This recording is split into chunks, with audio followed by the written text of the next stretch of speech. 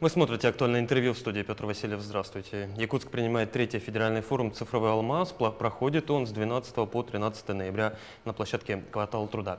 И сейчас в нашей выездной студии мы поговорим о том, зачем крупному бизнесу цифровизация. Поговорим мы об этом с представителями титульного партнера, титульного спонсора компании «Сбербанк». Иван Юрьевич, здравствуйте. Добрый день. Рад видеть вас в нашей студии в Якутии. Как впечатление? Взаимно. Замечательно. У вас снег есть, у нас еще нету.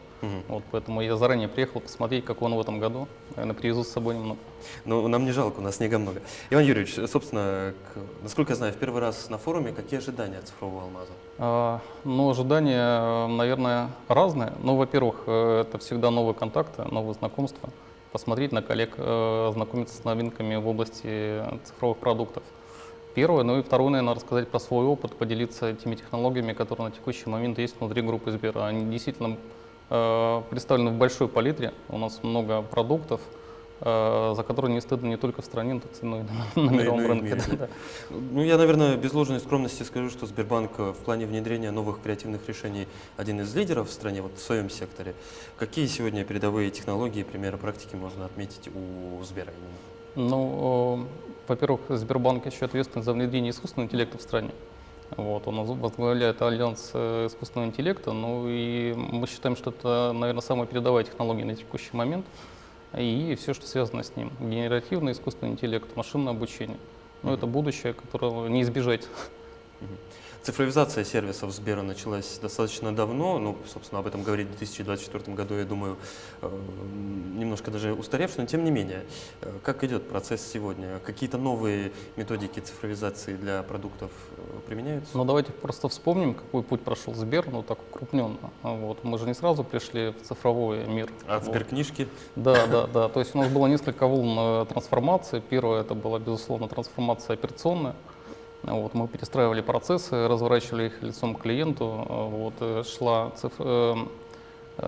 централизация IT-систем.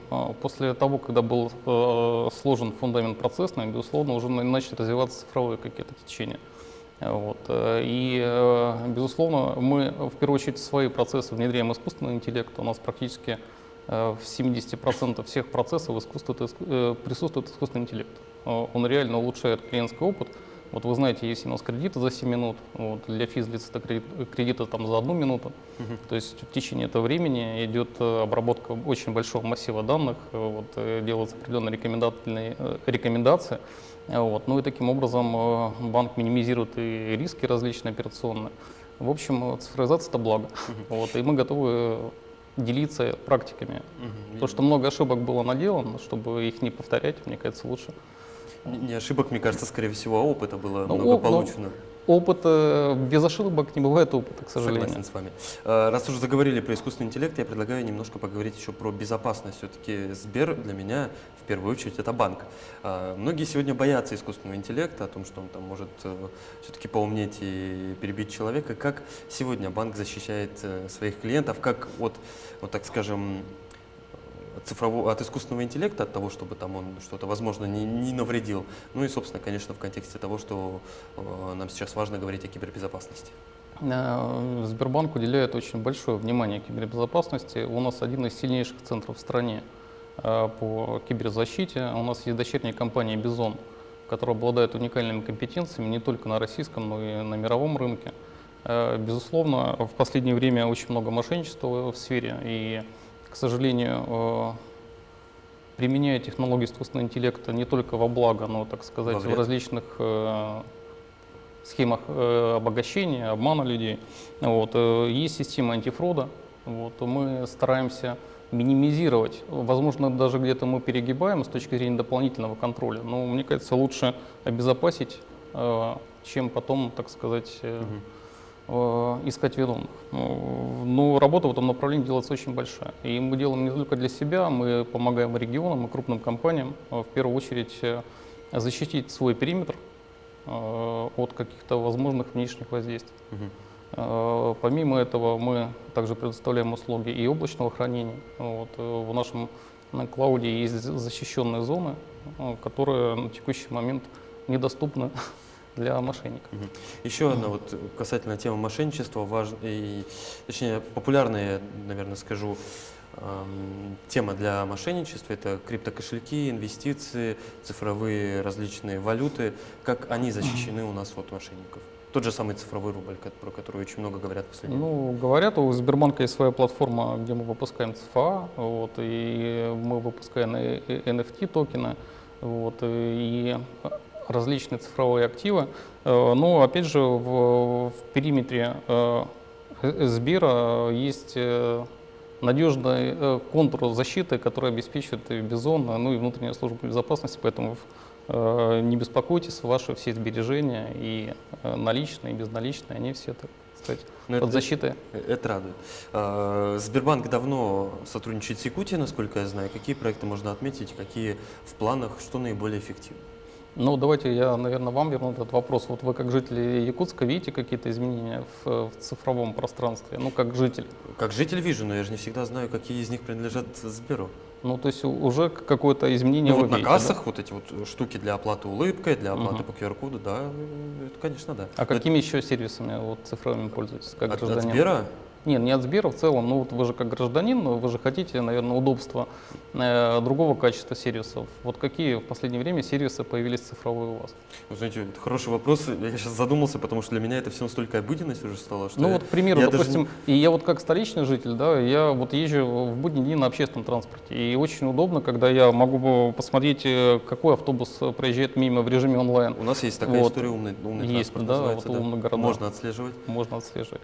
Также очень большое покрытие камерами в Москве, это как бы сопряжено с безопасностью, да, то есть я знаю, что в принципе, если что-то произойдет не так, то наши компетентные органы помогут решить вопрос. Но если вернуться к вашему вопросу, мы действительно с правительством Саха-Якутии работаем долгие годы. Вот, в последний год мы делаем отдельно с ними проект, связанный с развитием цифровизации в регионе. И это целый набор действий, которые мы проводили с регионом, начиная от обучения, от… Школа 21. Ну, школа 21 это все-таки для жителей, наверное.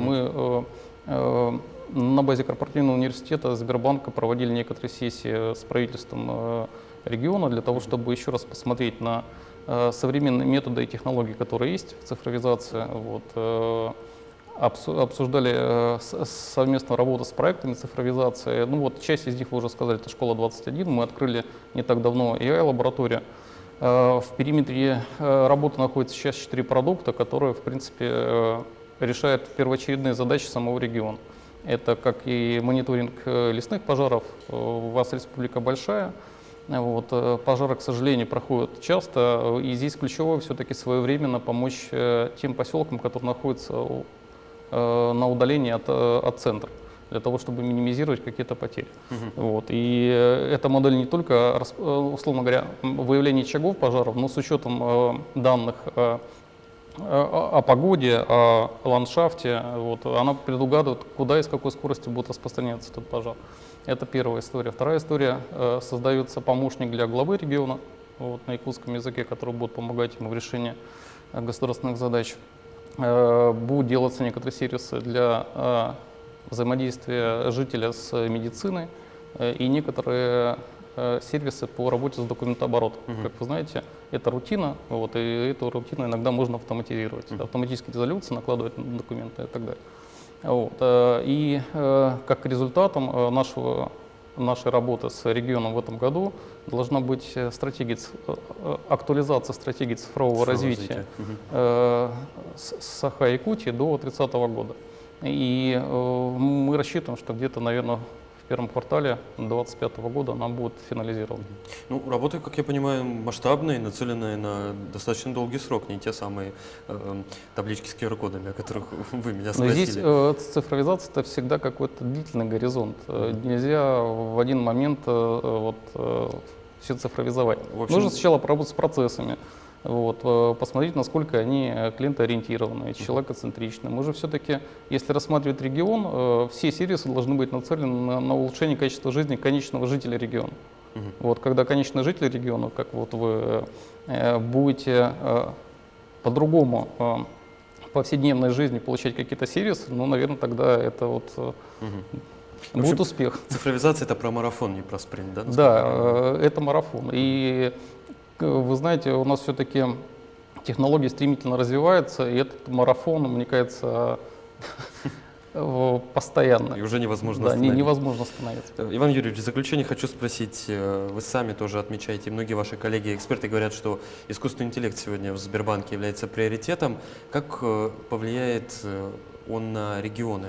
Вот если мы не берем Якутию, просто в масштабах всей Ну, страны. да, давайте так вот пообсуждаем. Вот смотрите, вот вы в искусственный интеллект что вкладываете?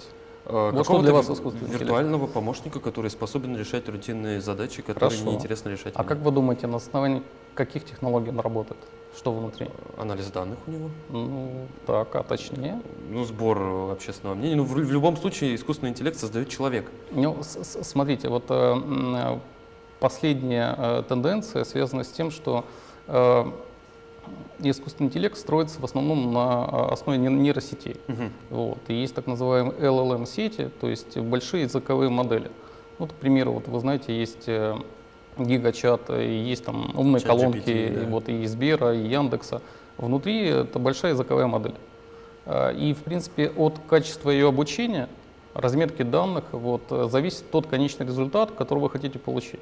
А сфер применения очень много, начиная от консультирования жителей, ну, к примеру, вот есть колл-центр, где сидят операторы, они изо дня в день рутинно передают какую-то информацию на звонки. Это все можно автоматизировать. И можно правильно обучить внутри искусственный интеллект довольно-таки корректно и качественно отвечать на эти вопросы. Таким образом, мы освобождаем рутинный труд и повышаем производительность, с одной стороны, а с другой стороны, у людей есть возможность переобучиться, вот, и заниматься более креативными направлениями и отраслями экономики. Иван Юрьевич, то есть, суммируя все, что вы сказали, то, каким будет искусственный интеллект, зависит сегодня только от нас. Да, безусловно. Ну, надо еще не забыть про этическую сторону вопроса, да, вот, и я надеюсь, что будет появляться и на законодательном уровне различные регулирования сферы искусственного интеллекта. Но это увлекательное путешествие, и в него нужно просто пойти. Ну что ж, я уверен, что одна из частей этого увлекательного путешествия наш форум «Цифровой алмаз». Иван Юрьевич, спасибо, что нашли время и пришли к нам. Да, спасибо большое. Это было актуальное интервью. До встречи.